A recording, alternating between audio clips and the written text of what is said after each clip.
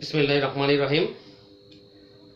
আমার অনলাইন চতুর্থ ক্লাসে আজ আমার সুপ্রিয় শিক্ষার্থীদের স্বাগতম। তো আমরা আমাদের এই চতুর্থ ক্লাসে পৌরনীতি ও সুশাসন প্রথম পত্রের চতুর্থ অধ্যায় থেকে আলোচনা শুরু করব। তো আশা করি তোমরা সকলেই ভালো আছো, সুস্থ আছো। তো আমরা আমাদের আলোচনায় চলে যাই। তোমাদের সকলকেই আমার আজকের ক্লাসে স্বাগতম। আমি আব্দুল গনি, প্রভাষক, রাষ্ট্রবিজ্ঞান, 18 ডিগ্রি কলেজ। তো লক্ষ্য করো, আমাদের আজকের যে আলোচ্য সূচি তার সাথে রিলেটেড কিছু বিষয় এখানে দেখো, কয়েকটি ওয়েবসাইট দেওয়া আছে। www.bangladesh.gov.bd। অর্থাৎ আমরা জানি যে আমরা এটা আইসিটির যুগ। তো এই আইসিটির যুগে এসে আমরা ওয়েবসাইট সাথে পরিচিত নই এমন খুব কম মানুষই আছে। নিচের ক্লাসগুলোতেও আমরা ওয়েবসাইটের আলোচনা আছে বা আইসিটি সম্পর্কিত ক্লাস আমরা করেছি। এমনকি আমাদের এই ইন্টারমিডিয়েট লেভেলেও আইসিটি আছে। এই www বলতে আমরা জানি কি ওয়ার্ল্ড ওয়াইড ওয়েব, অর্থাৎ বিশ্বব্যাপী বিস্তৃত। কি সম্পর্কে? বাংলাদেশ সম্পর্কে। তো বাংলাদেশ এই ওয়েবসাইটটা কার অধীনে? GOV, গভর্নমেন্টের সংক্ষিপ্ত রূপ। গভর্নমেন্টের অধীনে, সরকারের অধীনে। কোন দেশে? বিডি মানে বাংলাদেশ, বাংলাদেশের সংক্ষিপ্ত রূপ। বাংলাদেশের অধীনে এই বাংলাদেশ সম্পর্কিত এই ওয়েবসাইট, যেখানে বাংলাদেশ সম্পর্কিত বিভিন্ন বিষয়াবলী আমরা দেখতে পাই। তারপর তৃতীয়টা লক্ষ্য করো, www.moedu.gov.bd। তো MOEDU এটার অর্থ হচ্ছে মিনিস্ট্রি অফ এডুকেশন। কার অধীনে? গভর্নমেন্ট, সরকারের অধীনে। কোন সরকারের? বিডি, বাংলাদেশ সরকারের অধীনে। অর্থাৎ এই ওয়েবসাইটে গেলে আমাদের বাংলাদেশ সরকারের অধীনে শিক্ষা মন্ত্রণালয় সম্পর্কিত বিষয়াদি আমরা দেখতে পাই। তো এই যে বিষয়গুলো আমরা দেখব, কেন দেখব, এখানে আমরা কি পেতে পারি? তো এখানে যে বিষয়টা আসে, এই সাইটগুলো থেকে আমরা পাই সরকারি এবং বেসরকারি বিষয়াদি, সরকারি এবং বেসরকারি সেবা পাই। এই যে সরকারি এবং বেসরকারি সেবাগুলো, এগুলো পেলে আমাদের লাভ কি, আমাদের উপকারটা কি, আমাদের সুবিধাটা কি? তো এই ক্ষেত্রে আমরা নাগরিক হিসেবে, রাষ্ট্রের নাগরিক হিসেবে, জনগণ হিসেবে আমরা কিছু সুবিধা পেতে পারি। কেমন? হ্যাঁ, অনেক ধরনের সুবিধা আছে। সেটা কেমন? এই যে সুবিধাগুলো আবার আমরা পাবো, এটা তো একটা মাধ্যম লাগবে। এই সেবাগুলো পাওয়ার জন্য মাধ্যমটা কি? হ্যাঁ, গুড। মাধ্যমটা হচ্ছে আইসিটি বা ইন্টারনেট। কি? এর মাধ্যমটা হচ্ছে আইসিটি বা ইন্টারনেট। এখন বিষয়টা হলো, এই যে আইসিটি, এটা কি? এটা একটা সংক্ষিপ্ত রূপ। কিসের সংক্ষিপ্ত রূপ? Information and communication technology. বর্তমান যুগ আইসিটির যুগ। কি বলেছি? Information and communication technology. এই যে ইনফরমেশন শব্দটা লক্ষ্য করে দেখো, এই ইনফরমেশন শব্দটা আমাদের আইসিটিতে অতি পরিচিত একটা শব্দ। কেন? আমরা যখন কম্পিউটার সম্পর্কিত, তথ্য ও যোগাযোগ প্রযুক্তি সম্পর্কিত কোনো বিষয় আলোচনা করতে চাই, তখনই আমাদের দুটো বিষয় চলে আসে। একটা হচ্ছে ডেটা, আর একটা হচ্ছে ইনফরমেশন। এখন ডেটা, যার বাংলা রূপান্তর করা হয়েছে উপাত্ত, আর ইনফরমেশন যাকে বলা হচ্ছে তথ্য, থয় জফলা। তো এর সাথে রিলেটেড আরেকটি শব্দ রয়েছে থিওরি, যেটাকে আমরা বলি তত্ত্ব। এখন বিষয়টা কি? ডেটা কি? Data is unprocessed theory. ডেটাটা কি? আনপ্রসেসড থিওরি, অর্থাৎ অপ্রক্রিয়াকৃত বা অবিন্যস্ত বা এলোমেলো তত্ত্ব। তাহলে ইনফরমেশনটা কি? ইনফরমেশন ইজ প্রসেসড ডেটা, অর্থাৎ তথ্য হলো প্রক্রিয়াকৃত বা সুবিন্যস্ত বা গোছানো সাজানো উপাত্ত। তো আইসিটির আলোচনার ক্ষেত্রে আমাদের কিন্তু এই বিষয়গুলো মাথায় রাখতে হয়। আরেকটা বিষয় আমাদের মাথায় রাখতে হবে। কি বিষয়টা? বিষয়টা হচ্ছে যে আমরা বর্তমান বাংলাদেশ, আমরা জানি আমাদের সরকার কি বলছেন যে আমরা বাংলাদেশকে ডিজিটাল বাংলাদেশে রূপান্তর করব। এখন প্রশ্ন হলো, এই যে ডিজিটাল ডিজিটাল ডিজিটাল বারবার বলছি, এই ডিজিটালটা কি? হ্যাঁ, এটা একটু বোঝার চেষ্টা করো। ডিজিটাল শব্দটা এসেছে কোথা থেকে? ডিজিট থেকে। ডিজিট শব্দের অর্থ কি? ডিজিট শব্দের অর্থ হচ্ছে সংখ্যা। তার মানে কি, যখন আমাদের সকল কার্যক্রমগুলো সরকারি কিংবা বেসরকারি কার্যগুলো যখন আমরা কিসের সাহায্যে করব? ডিজিটের সাহায্যে করব, সংখ্যার সাহায্যে করব, তখন তাকে আমরা বলবো সেটা ডিজিটাল। তাহলে আমরা সুন্দর করে যদি বলতে চাই, কি বলতে পারি? When everything is done by digit it is called digital. কি বলেছি? When everything is done by digit it is called digital. তাহলে সেটা কিভাবে? আজকে দেখো, অতীতে একটা সময় ছিল, আমরা যখন আমাদের কাজগুলো করতে চাই বা মনে করো যে একজন ব্যক্তির সাথে সাক্ষাৎ করতে চাই, সাপোজ মনে করো যে গণি স্যারের সাথে সাক্ষাৎ করবে, আমরা কিভাবে পরিচিতিটা হতো? হ্যাঁ, গণি স্যারের বাসা কোথায়, বাবার নাম কি, তারপর ওই এলাকায় গিয়ে যে একজনকে আশেপাশে জিজ্ঞাসা করবেন, দেখিয়ে দেবে। এখন কি এত হ্যাপা করার সময় আছে? না। এখন আমরা যে গণি স্যারের বাসায় যাব, কিভাবে স্যারের সাথে সাক্ষাৎ হবে? সাক্ষাৎটা হবে যে স্যারের নাম্বার নিয়ে যাও। এখন আমাদের পরিচয় নাম্বারের মাধ্যমে, মোবাইল নাম্বারটা দিয়ে দেওয়া হলো, বাস, এনাফ। আরেকটা বিষয় লক্ষ্য করো, এই আইসিটি আমাদেরকে এত দ্রুত অ্যাডভান্স করে দিচ্ছে, আজকে যে কারোর সাথে আমরা যোগাযোগগুলো খুব দ্রুত করে ফেলতে পারি। হ্যাঁ, আমাদের আবেগ, ইমোশন সবগুলো এখন ওই আইসিটির কারণে এত ক্লোজ হয়ে গেছে। এখন আমরা বলি বিশ্ব এখন আমার হাতের মুঠোয়। বিশ্বটা কি? বিশ্ব হচ্ছে হাতের মুঠোয়। হ্যাঁ, অর্থাৎ এখন আমরা গ্লোবালাইজেশনে চলে এসেছি, বিশ্বায়নে চলে এসেছি। হ্যাঁ, যোগাযোগ ব্যবস্থাটা এত দ্রুত হয়ে গেছে যে আমরা এখন সরকারি কাজ বলি, বেসরকারি কাজ বলি, জাতীয় আন্তর্জাতিক সকল কাজগুলো আমরা কিভাবে করি? এখন এই আইসিটির মাধ্যমে করি। হ্যাঁ, তাহলে আমাদের আজকের আলোচ্য বিষয়টা কি? আমরা মূল আলোচনায় চলে আসি। আমরা এই যে সেবার মাধ্যমে বাস্তবায়ন করার জন্য আমাদের কি দরকার? ই গভর্নেন্স। তাহলে আমাদের আজকে পরিণতি ও সুশাসন প্রথম পত্রের ৪র্থ অধ্যায়ের গুরুত্বপূর্ণ বিষয় ই গভর্নেন্স। হ্যাঁ, ই গভর্নেন্স, এটার মিনিংটা কি? Electronic governance. Electronic governance. হ্যাঁ, তো অর্থাৎ যখন আমাদের সরকারি এবং বেসরকারি সকল কর্মকাণ্ডগুলো কিসের মাধ্যমে হবে? আইসিটির মাধ্যমে, ইন্টারনেটের মাধ্যমে সম্পন্ন করব, তখন সেটাকে আমরা বলবো ই গভর্নেন্স। এই প্রসঙ্গে, এই সম্পর্কে হ্যাঁ বিভিন্ন প্রতিষ্ঠান, ব্যক্তি সংজ্ঞায়িত করেছেন, আমরা একটু সেগুলো একটু দেখার চেষ্টা করব। তো দেখো, বিশ্ব ব্যাংক একটা সংজ্ঞা দিয়েছে, লক্ষ্য করো কি বলেছে। বিশ্ব ব্যাংক ই গভর্নেন্সের সংজ্ঞা দিয়েছে ঠিক এইভাবে: তথ্য প্রযুক্তি ব্যবহারের মাধ্যমে সরকারি বিভিন্ন সংস্থার সঙ্গে দেশের নাগরিকগণের ও বেসরকারি উদ্যোগ, ব্যবসা, এনজিও, সুশীল সমাজ এর যুক্ত থাকার প্রয়াসই হচ্ছে ই গভর্নেন্স। কি বলেছে বিশ্ব ব্যাংক? তথ্য প্রযুক্তি ব্যবহারের মাধ্যমে সরকারি বিভিন্ন সংস্থার সঙ্গে দেশের নাগরিকগণের ও বেসরকারি উদ্যোগ, ব্যবসা, এনজিও, সুশীল সমাজ এর যুক্ত থাকার প্রয়াসই হচ্ছে ই গভর্নেন্স। আমরা আরেকটা সংজ্ঞা দেখি। জাতিসংঘ 2006 সালে ই গভর্নেন্সের একটা সংজ্ঞা দিয়েছে ঠিক এভাবে: সরকারি তথ্য ও সেবা ইন্টারনেট এবং ওয়ার্ল্ড ওয়াইড ওয়েবের মাধ্যমে জনগণের নিকট পৌঁছানোর ব্যবস্থাই হলো ই গভর্নেন্স। কি বলছে দেখো, সরকারি তথ্য ও সেবা ইন্টারনেট এবং ওয়ার্ল্ড ওয়াইড ওয়েবের মাধ্যমে জনগণের নিকট পৌঁছানোর ব্যবস্থাই হলো ই গভর্নেন্স। তোমরা কি লক্ষ্য করেছো? সংজ্ঞাগুলো তোমাদের বইগুলোতে দেওয়া আছে, তোমরা ভালোভাবে দেখবে। তাছাড়া অন্ধ্রপ্রদেশের কি বলছি দেখো, অন্ধ্রপ্রদেশের তোমার মুখ্যমন্ত্রী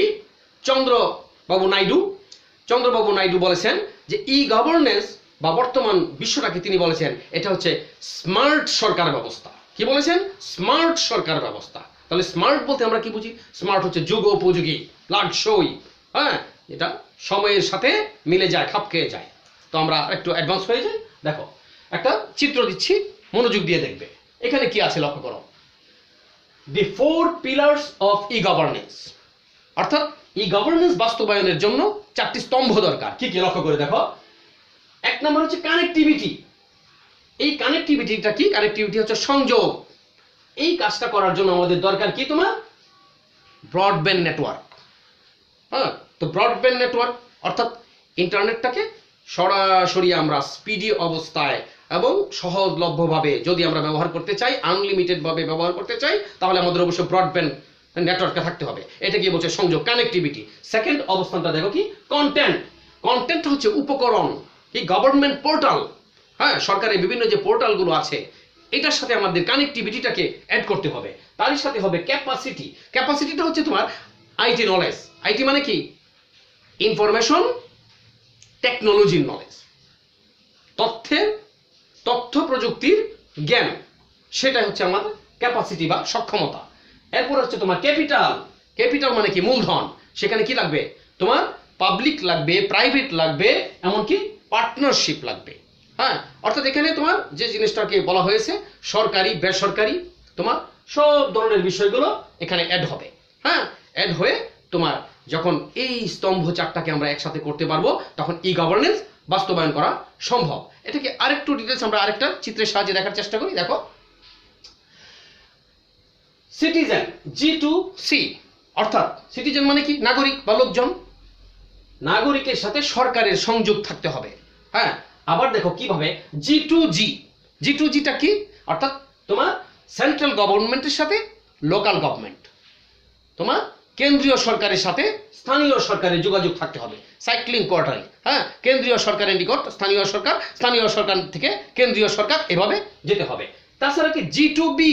G2Bটা কি লক্ষ্য করো। বি হচ্ছে বিজনেস, এনজিও, সিভিল সোসাইটি। লক্ষ্য করে দেখো সংজ্ঞায় আমরা আলোচনা করেছিলাম বিষয়টাকে নিয়ে। হ্যাঁ, কি বিজনেস ব্যবসায়ীরা লাগবে। এনজিও, এনজিও মানে কি non government organisation, non government organisation বেসরকারি বিভিন্ন সংস্থা। আর কি তোমার বলছি সিভিল সোসাইটি সুশীল সমাজ, সমাজের বুদ্ধিজীবী শ্রেণী। এই তাদের সকলকে কানেক্টিভিটিতে আনতে হবে। যখন আমরা সেই কাজটা করতে পারবো তখন মূলত আমরা ই গভর্নেন্সের যে কার্যক্রমটা যেটাকে বলা হচ্ছে সরকারি এবং বেসরকারি উদ্যোগ সকলটাকে সমন্বিত করতে পারবো। ক্লিয়ার? আচ্ছা, আমরা এখন এই যে ছবিগুলোর মাধ্যমে তাহলে আমরা কি দেখলাম? আমরা দেখলাম ই গভর্নেন্সের কাজ করার প্রক্রিয়া। হ্যাঁ, আমরা যে একটু ছক দেখলাম, ছবি দেখলাম, এর সাথে কি করেছি ই গভর্নেন্স বাস্তবায়ন করার যে প্রক্রিয়াটা সেই প্রক্রিয়াটাকে আমরা দেখলাম। আমরা আরেকটু সামনে যাব। এর চালিকা শক্তি তাহলে কি? ই গভর্নেন্সের তাহলে মূল চালিকা শক্তিটা কি? চালিকা শক্তি হচ্ছে আইসিটি ব্যবহারের মানসিকতা। আমাদের মানসিকতাটাকে রাখতে হবে যে হ্যাঁ আমি আইসিটি ব্যবহার করব এবং আইসিটির মাধ্যমে আমরা আমাদের কর্মকাণ্ডগুলোকে পরিচালনা করব। যখন সেটা সম্ভব হবে তখনই কি আমরা ই গভর্নেন্স কার্যক্রমটা অ্যাডভান্স করতে পারবো। আমাদের মানসিকতা আসতে হবে। মানসিকতাটা এই জন্য বলা হয়েছে, লক্ষ্য করে দেখো আজকে আমাদের যদি পারিবারিক গণ্ডিতে লক্ষ্য করে দেখো, পারিবারিক গণ্ডিতে যদি আমাদের মুরব্বীদের কথা চিন্তা করি, মনে করো তোমাদের বাড়িতে একটা টিন শেড, তুমি কাজে হাত দিলে যে না তুমি এখন আর্ন করো, আয় রোজগার করো, যেটাকে আমি বিল্ডিংয়ে রূপান্তর করবো। কাজে হাত দেওয়ার মধ্যেই দেখবে একটা বাধা আসবে। কোথা থেকে? সেই আমাদের গুরুজনদের থেকে। হ্যাঁ, যথাযোগ্য সম্মান বজায় রেখেই বলছি আমাদের সেই গুরুজন বা সনাতন জ্ঞান ধারণার যারা, তারা বলবে গেল গেল সব রসা তলে গেল, বাপ দাদার আমল থেকে দেখে আসছি। হ্যাঁ, না না না না এটা ভেঙে যাবে, আমি জীবিত থাকতে এখানে হাত দিতে দিব না। কি হচ্ছে না এটা? হ্যাঁ, রাইট, এটাই। তাহলে আমরা যখন একটা অবস্থান থেকে আরেকটা অবস্থানের দিকে ধাবিত হব আমাদের সেই মানসিকতা চেঞ্জ করতে হবে। হ্যাঁ, তাহলে যখন আমরা এই গভর্নেন্সের দিকে যাব তখন কিন্তু একটা শ্রেণী বলে আরে দেখেছি কত কি দেখেছি, আগেই তো সিস্টেম কত সুন্দর সিস্টেম ছিল। হ্যাঁ, বাপ দাদার আমল থেকে দেখে আসছি, যুগ যুগ যাবত চলে আসছে, সেটাতেই থাকি। না, সেটা না, আমরা সামনের দিকে যাব। বিশ্বের সাথে তাল মিলিয়ে যাওয়ার জন্য আমরা কি করব? ওই আইসিটি ব্যবহারের যে মানসিকতাটা সেটার দিকে আমরা চিন্তা ভাবনা করব। তো তাহলে আমাদের এখন বুঝি ই গভর্নেন্সের সুবিধাটা কি, ই গভর্নেন্স যে আমরা ব্যবহার করব এটার সুবিধা কি। তো এখানে আমরা সুবিধাটা বলার আগে একটা বিষয় আমরা একটু মাথায় নিই। লক্ষ্য করে দেখো আমরা আমাদের অতীত যদি ঘাটাঘাটি করি, এক সময় কবুতরের পায়ে চিঠি বেঁধে সেটা পাঠানো হতো, তাই না? কবুতরের পায়ে চিঠি বেঁধে পাঠানো হতো। তারপর পোস্ট অফিসের সিস্টেম আসলো, চিঠি পাঠানো হলো। এই যে আমরা চিঠি পাঠাচ্ছি, চিঠি পাঠানোর ক্ষেত্রে দেখো লক্ষ্য করো, যে মুহূর্তে তুমি একটা চিঠি লিখলে, তুমি মনে করো তোমার কোনো আত্মীয় নিকট বা বন্ধু নিকট লিখলে, হ্যাঁ আমি ভালো আছি, আশা করি আপনারাও ভালো আছেন। চিঠিটা এক সপ্তাহ বা 15 দিন পরে যখন ওনাদের হাতে পৌঁছলো, যাকে তুমি পাঠালে প্রাপকের নিকট, তখন তুমি 102 ডিগ্রি জ্বরে কাতরাচ্ছ। কি চিঠির যে বিষয়বস্তু, যে আবেগ, বাস্তবতা, যখন তুমি এটা রিড করা হলো তার সাথে কি যায়? মোটেই না। আর এখন বর্তমান যুগে এসে দেখো কত দ্রুত কাজ হয়ে যাচ্ছে। কিভাবে কাজ হচ্ছে? আজকে একটা চিঠি পাঠানোর ইচ্ছা হলো, আমি ইমেল করে দিলাম, তাই না? ইলেকট্রনিক মেল, সবাই তো পরিচিত বিষয়টার সাথে। তাছাড়া ছোট্ট আকারে একটা বার্তা দেওয়ার জন্য খুদে বার্তা, যেটাকে আমরা বলি SMS, শর্ট মেসেজ সার্ভিস, তাৎক্ষণিক সেন্ড করতে যতক্ষণ পেয়ে গেল, তাই না? তাহলে দেখো এখন কত দ্রুত গতিতে কাজ হচ্ছে, হ্যাঁ, এবং খুব কি বলে স্মুথলি কাজ হচ্ছে, ভুলভ্রান্তি হওয়ার সম্ভাবনাটা কম থাকছে, তাই না? এই বিষয়। তাহলে আমরা একটু সুবিধাগুলো দেখি। তো দ্রুত সেবা প্রাপ্তি, এই যে কথাটা বললাম একটু আগে, এখন সেবাগুলো আমরা কি খুব দ্রুত গতিতে চলে যায়, হ্যাঁ, সেবাটা খুব দ্রুত গতিতে চলে যায়। তাছাড়া হচ্ছে তোমার স্বচ্ছতা ও জবাবদিহিতা, যেহেতু কানেক্টিভিটিটা হচ্ছে এখন সরাসরি সরকার বা বেসরকারি সংস্থা যাই বলি না কেন তার সাথে নাগরিক বা জনগণের কানেক্টিভিটিটা আছে, জবাবদিহিতা এবং স্বচ্ছতা, এখানে ভুলভ্রান্তি হওয়ার সম্ভাবনা কম থাকে। হ্যাঁ, ওই যে ওই গল্পের মতো আর কি, বলে না যে অমুকের ঘরে একটা কি কালো মেয়ে হয়েছে, আরেকজনের কে বললো শুনেছিস ওর ঘরে তো একটা কালো কাক হয়েছে। ওর হাত থেকে আরেক জায়গায় গিয়ে কি বলছে যে না না না শুনেছিস ওর ঘরে একটা কালো কাক হয়েছে, আবার উড়ে চলেও গিয়েছে। তার মানে কি বস্তুনিষ্ঠতা রইল না, হ্যাঁ, স্বচ্ছতা রইল না। আর এখন কি সরাসরি সরকারের সাথে জনগণের কানেক্টেড, আবার জনগণের সাথে সরকার কানেক্টেড। হ্যাঁ, এখানে মিডিয়া বা মধ্যস্বত্বভোগীর কোনো প্রয়োজন নেই। এতে হচ্ছে কি তোমার আমাদের আন্ডারস্ট্যান্ডিংটা সরকারের সাথে জনগণের খুব ক্লোজ হচ্ছে, ক্লোজ। এতে স্বচ্ছতা এবং জবাবদিহিতা দুটোই আলটিমেটলি খুব কাছাকাছি হয়ে যাচ্ছে। তারপরে যাই আমরা, দেখো তথ্যের অবাধ সরবরাহ। এখন দেখো আমরা ইন্টারনেটকে বলি তথ্য ভান্ডার। তোমার কি দরকার, হ্যাঁ, আমরা যারা আইসিটি পড়ি আমরা জানি আমাদের একটা মামা আছে। কি মামা? গুগল মামা। গুগল মামার নিকট গেলেই দেখবে তোমাকে কত সুন্দর সুন্দর পরামর্শ দিয়ে যাচ্ছে, এবং এখন আর বিভিন্ন জনের নিকট যেতে হয় না। এখন তথ্যটা তোমার অবাধ হয়ে গেছে। যেমন বাস্তবতা লক্ষ্য করো, একটা সময় ছিল, মনে করো যে আজকে তুমি কাঁচা বাজারে যাবে, আজকে তুমি একটা দোকানে কোনো কিছু ক্রয় করতে যাবে। আজ থেকে 20 বছর আগের কথা চিন্তা করো, যদি বিক্রেতা বলতো যেটা মোকামে বা যেখান থেকে আমরা কিনে নিয়ে আসি দাম বেড়ে গেছে, বা হতেও পারে, একজন ক্রেতা হিসেবে আমরা সেটা ভাবতাম। হ্যাঁ, আজকে লক্ষ্য করে দেখো, এখন একটা পণ্য, সাপোজ আমরা জানি কিছুদিন আগে পেঁয়াজ নিয়ে কত তুলকালাম, বা আরো অন্যান্য সামগ্রী নিয়ে কত কিছু হচ্ছে। হ্যাঁ, যেমন ইদানিং যেটা শুরু হয়েছে, হ্যাঁ, আমরা পত্রিকা দেখলে, ইন্টারনেটে গেলে, ইলেকট্রনিক মিডিয়া বলো, প্রিন্ট মিডিয়া বলো, কি বলে?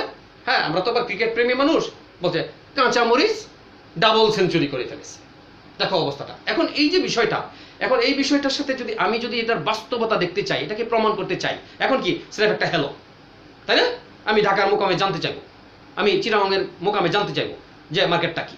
এখন যদি চিটাগাংয়ের মার্কেটে দেখা যায় যে তোমার কাঁচামরিচ 40 টাকা কেজি, এখন তোমার এলাকায় যদি বলে যে না কাঁচামরিচ তো 200 টাকা কেজি, কি একেবারে, তাই না? অর্থাৎ আমরা এখন খুব সহজেই এই যোগাযোগটা করে ফেলতে পারি। তাছাড়া হচ্ছে তোমার জনগণের সরাসরি অংশগ্রহণ, একটু আগে যেটা বললাম কানেক্টিভিটি এখন সরাসরি। আজকে দেশের বাইরে বলো, সরকারের সাথে বলো, যে কোনো জায়গায়, হ্যাঁ, একটা সময় লক্ষ্য করে দেখো, আমরা জানি যে একজন হজ করতে গেলে 6 মাস লেগে যেত। আবার হজ করতে যিনি গিয়েছেন, হ্যাঁ, হজ করতে যাওয়া তার সাথে তুলনা কি ছিল? যে কবরস্থানে যাওয়া, কান্নাকাটি রোল পড়ে যেত, আর কি দেখা হবে, এই অবস্থা। আর এখন দেখো 6 ঘন্টা পর তোমার সৌদি আরব যাওয়ার পরে উনি কি শান শৌকতে আছেন, কোন রুমে আছেন, ভিডিও করে তোমাকে দেখাচ্ছে। হ্যাঁ, আমিও ভালো আছি, তোমরাও ভালো আছো কি? তাহলে এই যে দেখো অংশগ্রহণটা সরাসরি। আজ থেকে যদি 20 বছর আগে কেউ বলতো যে আমি আমেরিকার প্রেসিডেন্টের সাথে কথা বলেছি, কি হেমায়তপুর পাঠাও, পাগল হয়ে গেছে। আর এখন হতেও পারে, তাই না? এটা অসম্ভব কিছু না, অবাস্তব কিছু না, এটাই বাস্তবতা। তাহলে কি কানেক্টিভিটিটা খুব দ্রুত। আমরা আজকে আমাদের মাননীয় প্রধানমন্ত্রীর সাথে সরাসরি ভিডিও কনফারেন্সে কথা বলতে পারছি, তাই না? আজ থেকে 20 বছর আগে কি একজন সাধারণ মানুষ সেটা সম্ভব ছিল? মোটেই না। কিন্তু এখন কিন্তু বাস্তব। আমি আমার ইমোশন, আমার আবেগ, আমার চাহিদা আমি সরাসরি প্রধানমন্ত্রীর সাথে শেয়ার করতে পারছি, সরাসরি রাষ্ট্রপতির সাথে শেয়ার করতে পারছি। হ্যাঁ, এর চেয়ে পাওনা কি? তাহলে কি আমাদের কি ই গভর্নেন্স কি করেছে? অনেক দূর অ্যাডভান্স করে দিয়েছে। আরেকটু অ্যাডভান্স হই আমরা, কর্মসংস্থান সৃষ্টি, মানে কি নতুন নতুন পদ সৃষ্টি হয়েছে, কর্মসৃজন হয়েছে। আজ আমাদের কাজগুলো এখন মনে করো যে এই আইসিটির উদ্ভবের ফলে রাষ্ট্রে নতুন পদ সৃষ্টি হয়েছে, অনেক বেকার লোক, হ্যাঁ, যোগ্য লোক তার কাজগুলো বেছে নিচ্ছে। এমনকি আজকে ওই আইসিটির ফলে কর্মসৃজনের পাশাপাশি এই কর্মক্ষেত্রে যাওয়ার জন্য আমাদের মানসিকতাও তৈরি হচ্ছে, আমরা সেই অনুযায়ী আমাদের স্টাডিগুলোকেও আপগ্রেড করে ফেলছি, তাই না? তারপর দেখো স্বল্প খরচে সেবা প্রাপ্তি। একটা চিঠি পাঠাও 10 টাকা খরচ, একটা ইমেল পাঠাও 10 পয়সা খরচ। তাহলে দেখো আমাদের খরচ কত কমে গেছে। হ্যাঁ, যাতায়াত করে আগে কোনো সংবাদ আনতে হতো, এখান থেকে তুমি আমার ঈশ্বরগঞ্জ থেকে ঢাকা যাও, তোমার 400 টাকা খরচ একটা তথ্যের জন্য। হ্যাঁ, কেমন তথ্য?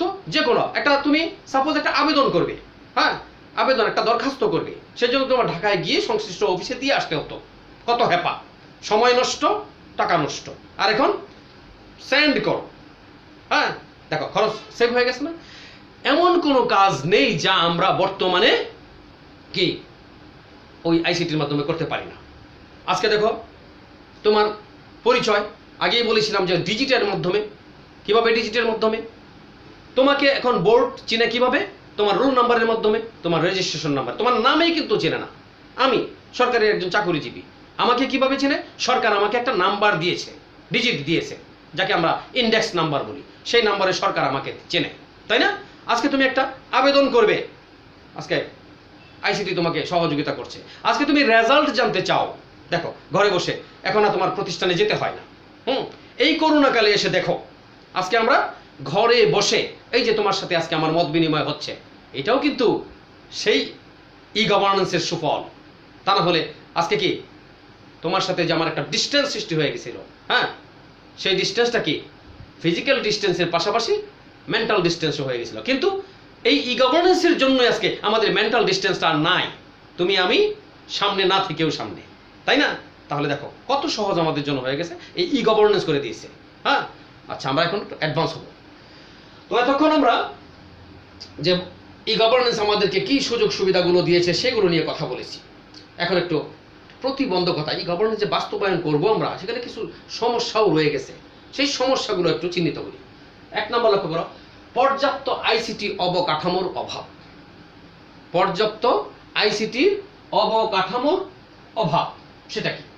সেটা হচ্ছে এই আইসিটিকে বাস্তবায়ন করতে হলে আমাদের অনেক ইনস্ট্রুমেন্ট দরকার। তারপর পারিপার্শ্বিক যে সুযোগ সুবিধা, যেমন এই যে শুরুতে একটা কথা বলেছি আমরা, ব্রডব্যান্ড, ইন্টারনেট সংযোগ, ইন্টারনেট সম্পর্কিত যন্ত্রপাতি, তো এগুলো তোমার কি বলে সকল জায়গায় এখনো সেই ব্যাপকভাবে হয় না, যদিও চেষ্টা হচ্ছে। আমাদের বর্তমান সরকার আপ্রাণ চেষ্টা করছেন, হ্যাঁ, আজকে যেন সারা বাংলাদেশকে আইসিটির আওতায় আনা যায়, ইন্টারনেটের আওতায় আনা যায়, সহজলভ্য করা যায়।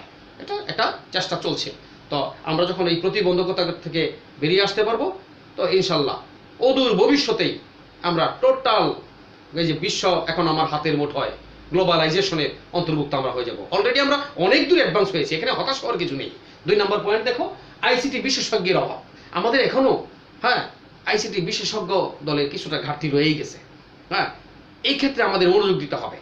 যখন এটা আমরা রিকভার করে উঠতে পারবো, আমরা অনেক দূর অ্যাডভান্স হতে পারবো। তাছাড়া হচ্ছে জনসচেতনতার অভাব। ওই যে আমরা বললাম শুরুতেই, আমাদের একটা শ্রেণী আছে এখনো সেই মানদাতার ধ্যান ধারণা নিয়ে থাকতে চায়। সেখান থেকে বেরিয়ে আসতে হবে, জনগণকে সচেতন করতে হবে যে আইসিটি আমাকে কিভাবে উপকৃত করতে পারছে। হ্যাঁ, প্রত্যেকটা কাজের সুফল এবং কুফল রয়েছে। সুফলটাকে আমরা গ্রহণ করব, কুফলকে নয়, এটা আমাদের বুঝতে হবে। হ্যাঁ, অ্যাটম বোম যখন তৈরি করা হয়েছিল, কি জন্য করা হয়েছিল? পৃথিবীকে বাসযোগ্য করার জন্য, অসমতল ভূমিকে সমতল করে মানুষের কাজে লাগানোর জন্য। আমরা যদি সেটাকে মারণাস্ত্র হিসেবে ব্যবহার করি, সেটা কিন্তু সেই বিজ্ঞানের কোনো বিষয় না, সেটা আমাদের বিষয়, আমাদের মানসিকতার বিষয়, আমাদের অসচেতনতার বিষয়, সেটা আমাদের বুঝতে হবে। তাছাড়া হচ্ছে ব্যয়বহুল। হ্যাঁ, আইসিটির যে সামগ্রীগুলো আছে এটাকে সহজলভ্য করতে হবে। সেখান থেকে আমাদের বর্তমান সরকার আসার কথা হচ্ছে, সেখানে ভর্তুকি দিচ্ছেন, এটাকে সহজলভ্য করছেন। আজকে তোমাদেরকে যেমন ট্রেন্ড আপ করা হচ্ছে, আমাদেরকেও ট্রেন্ড আপ করা হচ্ছে, আমরা যেন সেটাকে রিকভার করে, হ্যাঁ, আবারও ফলপ্রসূ হতে পারি, যার বাস্তব ফলাফল এই করোনাকালে এসে লক্ষ্য করে দেখো, আমাদের বর্তমান সরকারের আন্তরিক প্রচেষ্টার জন্যই আজকে আমরা অনলাইনে কিন্তু ক্লাসগুলো করতে পারছি। তো এই যে তোমার সামগ্রীগুলো, এগুলোকে সহজলভ্য করতে হবে, হ্যাঁ, কম খরচে যেন আমাদের সকলে দোরগোড়ায় নিয়ে যাওয়া যায়, সেই বিষয়টা মাথায় রাখতে হবে। তাছাড়া হচ্ছে সাইবার আক্রমণের সম্ভাবনা। আমরা যারা কম্পিউটার ব্যবহার করি আমরা জানি যে কম্পিউটার বিভিন্ন সময় বিভিন্ন কাজগুলোকে হ্যাকড করা হয়। আমরা সেই তোমার নিচের ক্লাসগুলো থেকে যদি আমরা হাই স্কুল লেভেল ধরি, সেখান থেকে আমরা জানি যে হ্যাকড হয়ে যায় একটা কথা, অর্থাৎ অন্যে তোমার ঘরে ঢুকে পড়ে, হ্যাঁ, ভাইরাস দিয়ে তোমার তথ্য নষ্ট করে দেয়। এই বিষয়টার ক্ষেত্রে আমরা সজাগ থাকতে হবে যেন আমাদের গুরুত্বপূর্ণ বিষয়গুলো সাইবার আক্রমণের মাধ্যমে ধ্বংস করে না দিতে পারে। এইগুলো সুরক্ষিত ব্যবস্থা করতে হবে। যখন আমরা সেগুলো করতে পারবো, আমরা ইনশাল্লাহ, হ্যাঁ, ই গভর্নেন্স বাস্তবায়ন করতে পারবো। তো আমরা মোটামুটিভাবে সংক্ষিপ্ত পরিসরেই যতটুকু সম্ভব ই গভর্নেন্স সম্পর্কে কথা বললাম। আশা করি তোমরা খুব মনোযোগ দিয়ে শুনেছো। তো আমাদের যে বইগুলো আছে, প্রত্যেকটা বই খুব সুন্দর করে দেওয়া আছে। তোমরা যদি আরেকটু মনোযোগী হও, বইগুলো নিয়ে ঘাটাঘাটি করো, তো তোমরা এই চ্যাপ্টার সম্পর্কে আরো সুন্দর ধারণা, হ্যাঁ, উপস্থাপন করতে পারবে এবং তোমরা তোমাদের লেখনীর মাধ্যমে কাঙ্ক্ষিত ফলাফল অর্জন করতে পারবে। তো দেখো, আমরা প্রথমে কি বলেছিলাম, ই গভর্নেন্স কি। তো ই গভর্নেন্সের সংজ্ঞা হিসেবে আমরা, হ্যাঁ, জাতিসংঘের সংজ্ঞা দেখেছি, বিশ্ব ব্যাংকের সংজ্ঞা দেখেছি, আরো অনেকগুলো সংজ্ঞা আছে, তোমাদের বইয়ে দেওয়া আছে, তোমরা সেগুলো একটু ভালো করে দেখবে। তাছাড়া হচ্ছে ই গভর্নেন্সের সুবিধা কি কি। তো আমরা ই গভর্নেন্সের সুবিধাগুলো নিয়ে আলোচনা করেছি, তোমরা যদি মনোযোগ দিয়ে থাকো, হ্যাঁ, তো ইনশাল্লাহ হয়ে যাবে। তাছাড়া হচ্ছে বাংলাদেশে ই গভর্নেন্স প্রতিষ্ঠার চ্যালেঞ্জগুলো কি কি, তো ওই যে প্রতিবন্ধকতা, ওইগুলোর থেকে যদি আমরা বেরিয়ে আসতে পারি, তাহলে ইনশাল্লাহ ই গভর্নেন্স বাস্তবায়ন করা সম্ভব হবে। তো তোমাদের জন্য একটা কাজ, দেখো, নিজের এলাকায়, মানে তোমার নিজের এলাকায় ই গভর্নেন্স বাস্তবায়নের সমস্যার একটা তালিকা প্রস্তুত করো। তোমার এলাকায় যদি ই গভর্নেন্স বাস্তবায়ন করতে যাও, কি কি সমস্যায় পড়তে পারো, কি কি ঘাটতি আছে, এই বিষয়গুলো নিয়ে তোমার একটু কাজ করতে হবে। হ্যাঁ, যখন এইগুলো নিয়ে তোমরা প্রয়োজনে গ্রুপ স্টাডি করবে, গ্রুপ স্টাডি করে এটা করতে পারবে। যেমন মনে করো এরকম হতে পারে, তোমার এলাকায় নিরবচ্ছিন্ন বিদ্যুতের সমস্যা রয়েছে, তাই না, আইসিটি যন্ত্রপাতি সহজলভ্য নয়, ইন্টারনেট সহজলভ্য নয়, এই বিষয়গুলো তুমি সামারাইজ করে একটা তালিকা করো, ঠিক আছে। তারপরে ই গভর্নেন্স প্রতিষ্ঠার সমস্যা সমাধানের উপায় চিহ্নিত করো। তুমি যে সমস্যাগুলো চিহ্নিত করলে, হ্যাঁ, সেগুলো থেকে উত্তরণের জন্য তুমি কি করতে পারো, হ্যাঁ, বা তোমার পরামর্শ কি, এই আঙ্গিকে যখন তুমি কাজ করবে তখন বাস অ্যাডভান্স হয়ে যেতে পারবে। তো তোমাদের জন্য একটা কাজ, বাংলাদেশে ই গভর্নেন্স প্রতিষ্ঠায় কিছু প্রতিবন্ধকতা রয়েছে। লক্ষ্য করো কি বলছি, বাংলাদেশে ই গভর্নেন্স প্রতিষ্ঠায় কিছু প্রতিবন্ধকতা রয়েছে। তুমি কি এই বক্তব্যের সাথে একমত? তোমার উত্তরের সপক্ষে যুক্তি উপস্থাপন করো। তো এটা তুমি তোমার বইগুলো ঘাটাঘাটি করবে, হ্যাঁ, ঘাটাঘাটি করে তুমি এটা প্রিপেয়ার্ড হবে। তো ই গভর্নেন্স নিয়ে তোমাদের সাথে আমি কিছু সময় ব্যয় করলাম। এই ই গভর্নেন্স যে বিষয়টা, অর্থাৎ এই যে সেবা, এই সেবার জন্য আইসিটির জ্ঞান অপরিহার্য, এর কোনো বিকল্প নেই।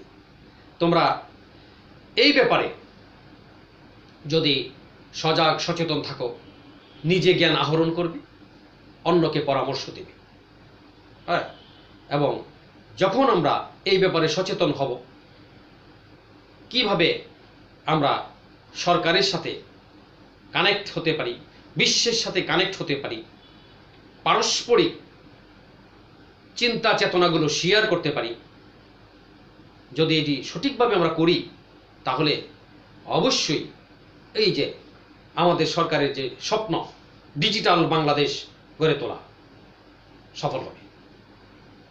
তোমরা সকলেই ভালো থাকবে, মনোযোগ দিয়ে বই দেখবে এবং পরীক্ষার প্রস্তুতির জন্য প্রিপেয়ার থাকবে।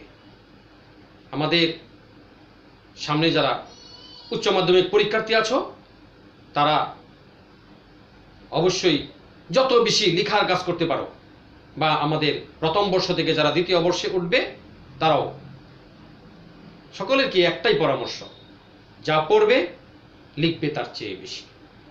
নিজের পরীক্ষক নিজে হবে, ঘাটাঘাটি করবে, নিজের ভুলগুলো নিজে শুধরানোর চেষ্টা করবে। জানার মধ্যে লজ্জা নেই, জানার মধ্যে কোনো কি বলে প্রকাশ না করার যে মানসিকতা, সেটা থাকলে জানা যাবে না। আমরা সবাই শিক্ষার্থী, আমি নিজেও শিক্ষার্থী, তোমরাও শিক্ষার্থী। যত বেশি পড়বে, যত বেশি ভুল সংশোধন করবে, শিক্ষা তত ফলপ্রসূ হবে। পরিশেষে আমাদের পৌরনীতি ও সুশাসন জনক এরিস্টটলের একটি কথা বলে আমি আমার আজকের ক্লাস শেষ করব। এরিস্টটল বলেছেন, মিথ্যার অপনুদন এবং সত্যের প্রতিষ্ঠাই হচ্ছে শিক্ষা। তাহলে কেন আমরা মিথ্যা ধারণ করব? মিথ্যাকে ধারণ করব না, আমরা সত্যের দিকে ধাবিত হব। ঠিক আছে, সবাই ভালো থাকবে, সবার শুভকামনা রইল। আজকের ক্লাস এখানেই শেষ করছি। ধন্যবাদ সকলকে।